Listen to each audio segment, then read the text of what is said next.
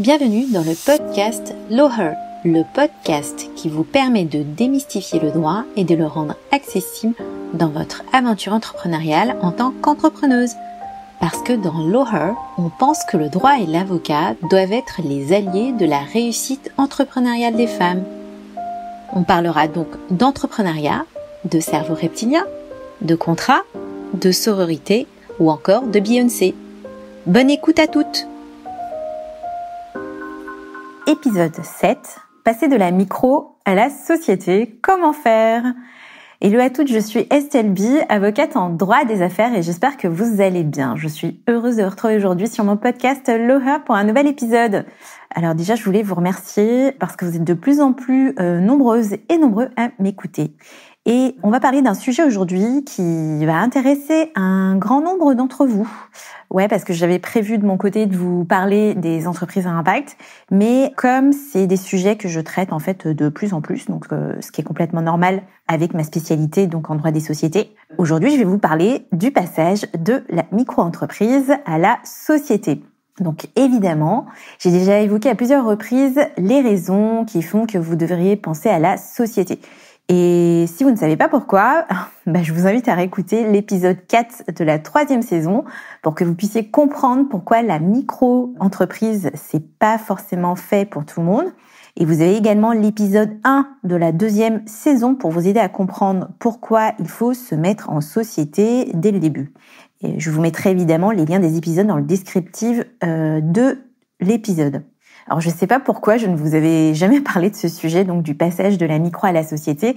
Et je pense qu'en fait, c'était vraiment nécessaire que je le fasse. Et encore une fois, parce que vous êtes de plus en plus nombreuses et nombreux à venir me voir en consultation sur le passage en société ou non, en fonction donc de votre situation.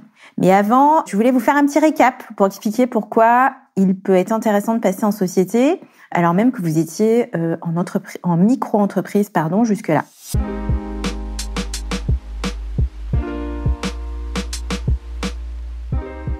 Alors, première raison, donc en revanche, vous n'avez pas le choix. C'est parce que vous allez bientôt dépasser le plafond de chiffre d'affaires imposé à la micro-entreprise. Et donc, bravo à vous, parce que ça veut dire que votre entreprise commence à bien marcher. Donc, je rappelle les plafonds.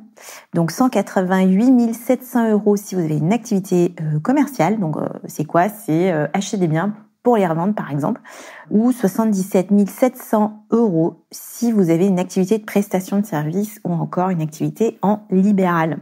Alors, ce qu'il faut savoir, c'est que on admet une tolérance, donc en termes de changement, donc par rapport à ce montant de chiffre d'affaires. Et en gros, vous n'avez pas besoin de passer en société si vous dépassez les seuils sur une première année. Mais si vous dépassez les seuils à compter de la 2e année, le passage en société devient obligatoire. Donc, deuxième raison du passage donc de votre micro à la société, parce que vos charges d'exploitation deviennent importantes. Et qu'est-ce que ça veut dire exactement ça? En fait, c'est souvent le cas quand vous commencez à dépenser beaucoup, et beaucoup plus que l'abattement forfaitaire de charges que l'administration fiscale va appliquer à votre activité en micro-entreprise. C'est les fameux 34% du chiffre d'affaires qui sont appliqués forfaitairement par l'administration fiscale. Donc, si vous avez tendance à faire beaucoup d'investissements du type formation ou des achats de matériel ou encore faire pas mal de sous-traitance, dans ce cas-là, ça peut être intéressant de passer en société. Si vous savez pas comment les calculer et tout, en fait, n'hésitez pas à prendre rendez-vous avec moi et en fait, je vous aiderai à voir comment faire et si en fait, ça vaut le coup justement de passer de la micro à la société. Troisième raison, en fait, vous souhaitez mieux protéger votre patrimoine personnel de votre patrimoine professionnel. Donc, à nuancer quand même, parce que depuis la loi sur les indépendants de 2022, en fait, ce que la loi a créé, c'est un patrimoine professionnel pour les entrepreneurs individuels. Et lorsque vous êtes en micro, vous êtes des entrepreneurs individuels. Donc, même si aujourd'hui les créanciers professionnels, donc les professionnels à qui vous devez de l'argent, en fait, ils peuvent plus venir saisir les biens qui se trouvent dans votre patrimoine personnel, typiquement par exemple votre livret A. Il vaut toujours mieux créer une société pour mieux vous protéger. parce que si vous arrêtez votre activité, les créanciers professionnels pourront à nouveau se servir sur votre patrimoine personnel. Donc, 4e raison, vous souhaitez vous associer parce que oui, en micro, malheureusement, ce n'est pas possible. En fait, seule une société vous permet de le faire. Et c'est souvent un vrai sujet parce que moi, ce que je rencontre de plus en plus souvent, en fait, donc des freelances, des solos, qui sont en fait à leur compte, typiquement deux solopreneuses en fait qui vont bien s'entendre sur une mission, qui souhaiteraient s'associer et en fait elles se rendent compte que c'est pas du tout ok parce que légalement on ne peut pas le faire. Donc réfléchissez-y. En fait, le passage de la société, ça peut être aussi en fait un moment intéressant pour vous associer si vous avez trouvé la bonne personne. Donc voilà, donc si vous vous retrouvez dans une ou plusieurs de ces raisons, à mon sens, il est sans doute temps d'envisager le passage en société. Alors, concrètement, comment on fait pour passer en société ? Alors c'est là que les choses se gâtent un petit peu et ça commence à se complexifier. En fait, je vais essayer d'être la plus claire possible pour que vous puissiez comprendre comment faire pour passer en société.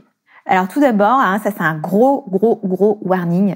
Quelque chose de super important. Moi, de mon côté, je vois souvent passer des articles ou des posts sur les réseaux sociaux qui vous expliquent qu'en gros, il suffit de fermer la micro pour ouvrir une entreprise en immatriculant une nouvelle société. Alors, ce qu'il faut savoir, c'est que c'est pas aussi simple que ça. Donc évidemment, de toute façon, vous avez bien compris, si vous m'écoutez, c'est que vous savez que rien n'est jamais simple, notamment en droit fiscal, par rapport à l'administration, toute la paperasse, en gros. Et en gros, si vous vous contentez de fermer votre micro pour ouvrir une entreprise en immatriculant une nouvelle société, en fait, c'est un peu comme si tout d'un coup, l'ensemble des créanciers, en fait, les personnes à qui vous devez de l'argent, faisaient leur compte sur ce que vous leur devez. Donc en fait, qui va venir vous demander de l'argent ? Donc c'est les URSSAF ou encore les impôts. Par exemple, typiquement, si vous devez reverser de la TVA aux impôts, donc une simple fermeture de votre micro, en fait, aura pour conséquence, ce qu'on appelle de liquider l'ensemble de vos créances. Donc, c'est-à-dire qu'en fait, vous devrez rembourser l'ensemble des personnes, typiquement, encore une fois, les organismes sociaux, les URSSAF ou encore les impôts. Et en fait, fait encore plus grave, ça en revanche, peu de gens le disent, mais c'est vrai que vous allez aussi avoir une vraie problématique de continuité des contrats. C'est quoi cette problématique de continuité des contrats ? C'est si par exemple vous aviez des contrats en cours avec votre des contrats en cours avec vos clients jusqu'à présent en micro. Si typiquement votre modèle économique fonctionne donc par système d'abonnement, en fait, les contrats sont techniquement et juridiquement résiliés parce que votre micro-entreprise n'existe plus. Donc, ce qui est quand même un peu embêtant si derrière, il peut arriver que vous ayez un contentieux avec ce client. Donc là, typiquement, vous pourrez avoir un souci pour justifier de votre facturation en cas de litige. Donc, dans l'idéal, vous devez choisir l'une des deux solutions que je vais vous exposer tout de suite. Première solution, effectuer un apport des éléments du patrimoine professionnel de votre micro-entreprise à votre nouvelle société. Alors moi, c'est une solution que j'aime pas mal, que j'aime même beaucoup en fait, parce qu'elle a pas mal d'avantages.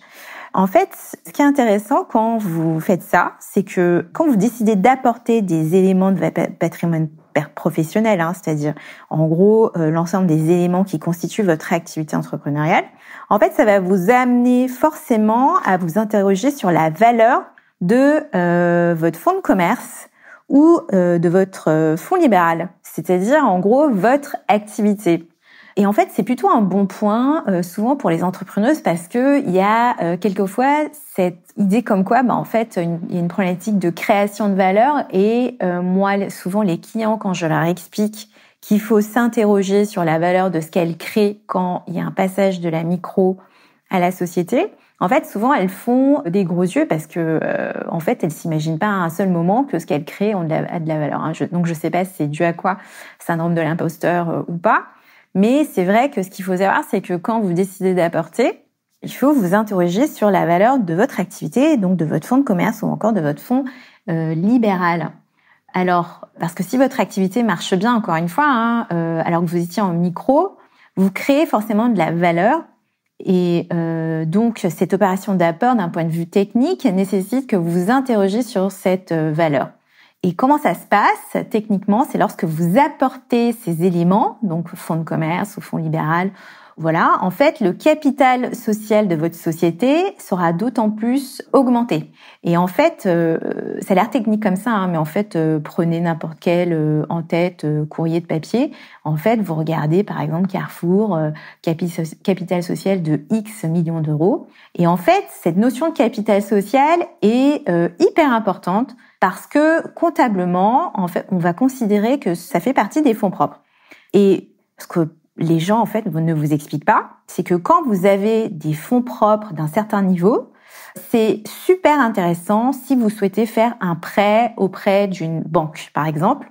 Et c'est plutôt une très, très bonne nouvelle. Et je le dis toujours parce que l'argent amène l'argent. Donc, si vous pouvez, suite à cet apport, effectuer un prêt, parce que vous aurez un gros capital social, pourquoi pas? En fait, ça vous permettra de faire grandir encore plus votre entreprise. D'un point de vue pratique, vous pouvez procéder à l'apport des éléments de votre micro avant les créations, donc avant l'immatriculation de la société. Et n'oubliez pas, donc ça c'est la partie, on va dire, technique, il faudra faire appel à un commissaire aux apports pour qu'il juge de la valeur des éléments. Donc, en fait, il y a un vrai sujet, on va dire, donc de bilan coût-avantage de ce que vous pouvez faire. Parce qu'évidemment, quand vous faites cette opération, ça nécessite un certain coût. Mais si vous le faites, vous apportez, et puis voilà, avec l'intervention à la fois d'un avocat et puis d'un commissaire aux apports, ça vous permet, on va dire, d'upgrader l'image financière de votre entreprise, de votre activité, qui derrière, en fait, vous permettra d'obtenir un prêt. On va dire que tout ça constitue plutôt en réalité des investissements. Donc, je vous encourage en fait à réfléchir vraiment si aujourd'hui vous ne vous retrouvez pas dans cette situation.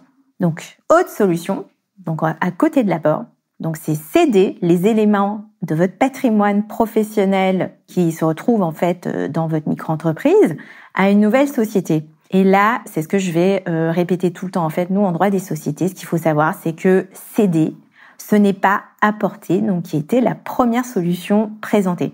Donc pour cette deuxième option donc de cession, le schéma est légèrement différent parce que quand vous cédez, vous vendez les éléments qui se trouvent dans votre micro-entreprise à votre nouvelle société et vous allez mettre donc en face un prix.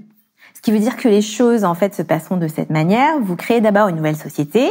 Et la société vous paiera un prix qui correspondra à la valeur de votre micro-entreprise, donc fonds de commerce ou fonds libéral, ou peu importe, en fonction des éléments en fait que vous allez céder. Et vous allez me dire tout de suite, mais comment on fait si la société n'a pas de sous pour vous acheter cette activité, donc le fonds de commerce ou le fonds libéral de votre micro-entreprise? Et souvent, le montage peut être effectué de cette façon. Donc la société que vous allez créer, qui sera toute neuve, en fait, elle va solliciter un prêt bancaire auprès d'une banque et la société, elle va s'endetter pour pouvoir acheter les éléments de la micro-entreprise. Ce qui veut dire que suite à la cession, donc une fois que vous aurez cédé les éléments de la micro, vous aurez entre vos mains le prix correspondant à la valeur donc de votre micro-entreprise. Donc évidemment, je tempère un peu, même si c'est hyper intéressant d'avoir un prix de cession parce que forcément, il va y avoir des conséquences fiscales à prendre en compte.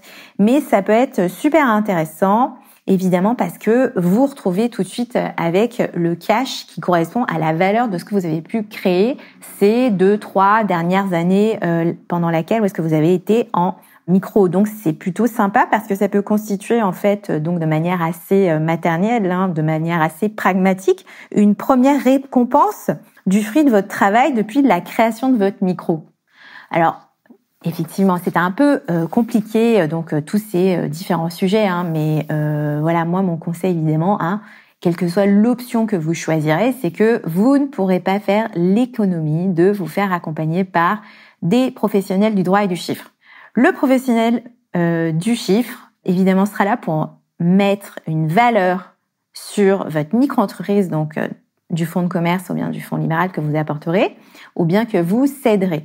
Parce qu'évidemment, comme vous n'aviez jamais eu d'obligation comptable, vous ne pouvez pas savoir à hauteur de combien vaut votre micro-entreprise. Le professionnel du droit, donc typiquement moi, l'avocate, En fait, je serai là pour vous aider à déterminer s'il vaut mieux que vous apportiez ou si vous devez céder. En fait, je serai également là pour vous aider à choisir la forme sociale qui vous conviendra le mieux pour votre future entreprise. Parce que désormais, évidemment, vous exercerez votre activité ou bien en SASU ou encore en EURL. Donc voilà, faites-vous accompagner également pour immatriculer votre société parce que il y a des contraintes légales, sociales et fiscales qui peuvent être importantes. Donc, en résumé, n'oubliez pas de vous faire aider, notamment sur ces opérations un peu complexes, c'est-à-dire le passage de la micro à la société. Et surtout, si vous hésitez encore une fois à passer en société, rien ne vaut une consultation pour faire le point sur la nécessité de passer en société ou non. Je vous mettrai dans le descriptif de l'épisode, de toute façon, un lien pour prendre rendez-vous justement sur cette typologie de consultation. Donc c'est tout pour moi aujourd'hui. Je vous retrouve dans 2 semaines avec un nouvel épisode de l'horreur. En attendant, très bonne semaine à toutes et à tous. Et je vous remercie pour votre écoute et je vous dis à très bientôt.